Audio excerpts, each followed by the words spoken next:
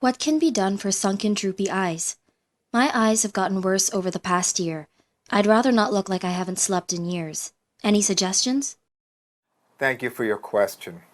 You've submitted a photo with an isolated view of just your eyes, and you stated how your eyes have progressively drooped and you don't want to look like you're always sleepy. So, based on this single photo, I can certainly give you an opinion as to what my initial impression is of this single photo and this brief history that you provided. I'm a cosmetic oculofacial plastic surgeon practicing in Manhattan and Long Island for over 20 years. My background, in case you're not familiar with this specialty, is in eye surgery, this field of ophthalmology, followed by specialized training of surgery of the eyelids, orbit, lacrimal system, and face called oculofacial plastic surgery. So to begin with, identifying and diagnosing the appearance of your eyes is critically important. So what it appears that you have is called eyelid ptosis. Now ptosis means drooping. Now eyelid ptosis is typically, and the most common type of eyelid ptosis in adults is called involutional ptosis. This basically means that as we get older, there tends to be somewhat of a genetic tendency, but this attenuation or thinning of a muscle, particularly the tendon of the muscle, called the levator aponeurosis. The levator muscle is like the word elevator. It lifts the eyelid. And the tendon of that muscle is called the aponeurosis. What happens over time is this aponeurosis becomes thinner or it even detaches. So we refer to it as levator aponeurosis attenuation or levator muscle dehiscence. But in the end, what we're talking about is not about skin, but rather the muscle that lifts the eyelid. So how do we correct this? Well, the typical approach that we apply is something called levator muscle advancement.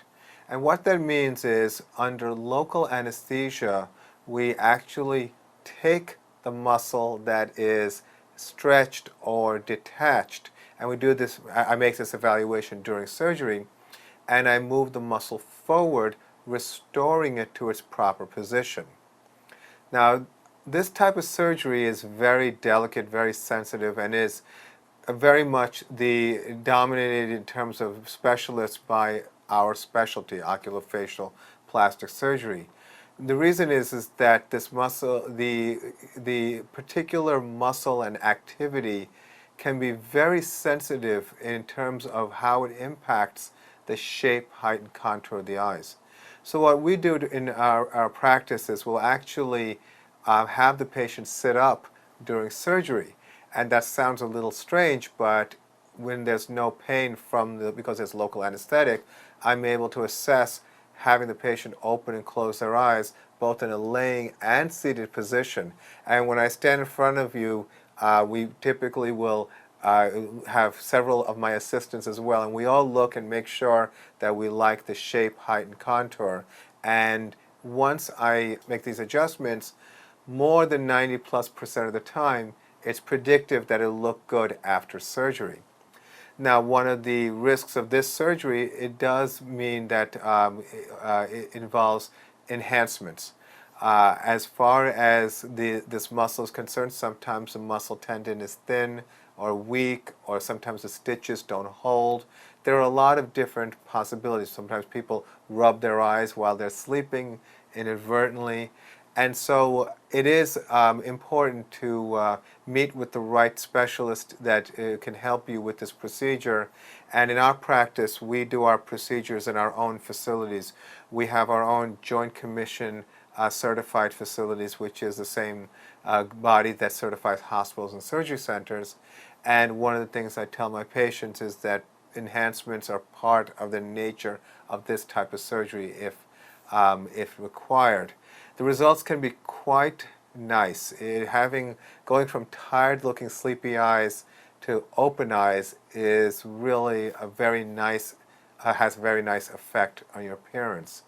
a lot of times we do see patients who had skin removed and didn't have the muscle addressed, and usually that's from a non-specialized general plastic surgeon who felt that maybe the skin was just enough to maybe relieve that, because sometimes skin can cause something called mechanical ptosis. So I'm not, disparaging our colleagues, but it is just an area that recognizing what part of the eyelid position is due to physical amount of skin versus the muscle.